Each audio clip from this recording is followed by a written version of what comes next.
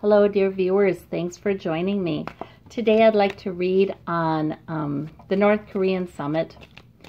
And does having it called off mean anything? I mean, will there be more instability, or will there be, well, what everybody's wondering is, will there be war?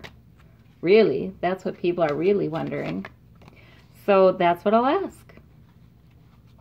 Spirit, if we are to know, please let us know, will there be war? Well, we got the Knight of Swords.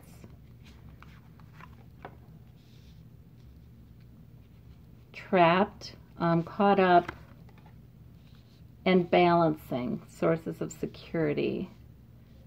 Okay, well, it looks like we have charging forward with this Knight of Swords. And I don't know that that's, to me, when I see that, the Knight of Swords is a soldier. I feel like there could be something happening that's aggressive. But this can also be charging forward. Look at how his mouth is open there. Speaking threats, making threats, saying some pretty dire things. But we have the Eight of Swords here, which I like to see in this reading, because it's suggesting that someone, either our country or their country or both countries, are bound up and can't really do anything. They are thinking about all of the factors, at least somebody is. I don't know if Trump is, but the generals are. They are thinking about all the factors that make it a really bad idea to escalate things. And they're balancing options. And they're considering, well, money maybe, but security also probably. Turbulent waters in the background here, though. There's the blindfold. We don't see it all. Yeah, so there's turbulent waters. And there's a lot of talk. At least talk. Maybe something more, but not war. The High Priestess here. A lot of mysteries.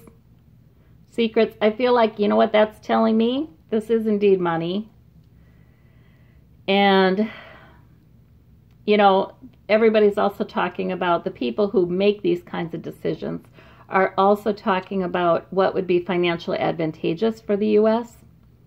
And Koreans, Kim Jong-un is talking about that too, would be financially advantageous for him and Korea, North Korea. So I think that there are factors that are talked about in these private talks that would be concerning to any of us if we heard them. We don't want to think that money plays a part in decisions, military decisions, but it certainly does, and it always has, actually. Maybe it's naive to think it wouldn't. But we have to do what China wants. And Kim Jong-un kind of has to do what China wants. I mean, we don't have to, but it would be financially advantageous for us to, right? And I don't know that they would look kindly on starting actual fighting or having boots on the ground over there in North Korea. Ugh, my gut is just saying that's not the way we want to go. It never works out. It's so much better to allow things to change gradually, if possible. Of course, I don't know all of the factors. I'm not someone, I'm just a citizen. I don't get any intel. I don't know. There are no hard and fast rules on it, I guess. And we have the Knight of Pentacles here. So steadily moving ahead.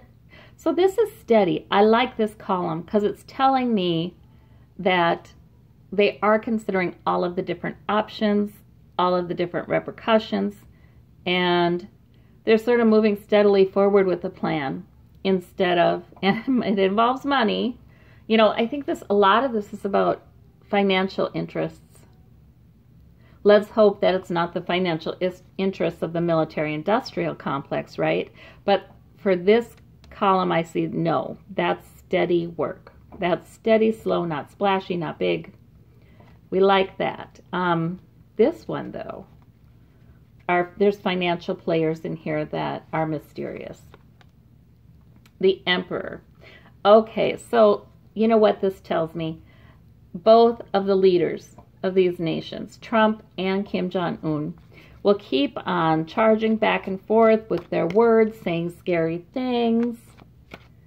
Okay, so that I actually get some comfort out of this, I think, because I think that's about speaking that night. Let's see, rather than acting. But let's see. Yeah, that's a genuine reversal. So we have the Six of Pentacles reversed. Not giving money. Sanctions. Okay.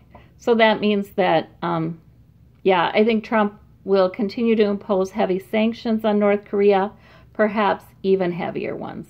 He's going to be talking about somehow punishing them more emotionally.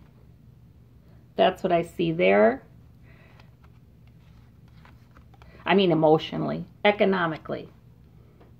That is an emotional issue, though, for North Korea, because they do not have money. I mean, I wonder about how endangered the families are by poverty over there. I mean, I think there is starvation. I think there is malnutrition. So, I mean, yes, that's an emotional issue. The sanctions are an emotional issue. So there we go. We have the Knight of Wands here. It's more like there's a purpose, a plan, a diplomatic purpose. But, you know, it could be Trump-style diplomacy. So, you know, but anyway, there is a plan that's made.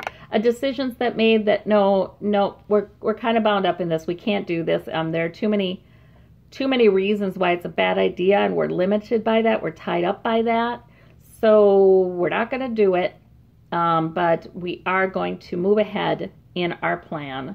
We're going to make some other plan. It's like that. I don't think it's fighting. It's arguing. It's scary moments, but it's not fighting. And rest. Yep. Rest between battles. Nope. I don't see it. Good. Okay. We're not on the precipice of World War III. I guess that's what I'm saying. And we're not on the precipice of boots on the ground in North Korea. So these things are good. All right. Thank you very much. Bye-bye.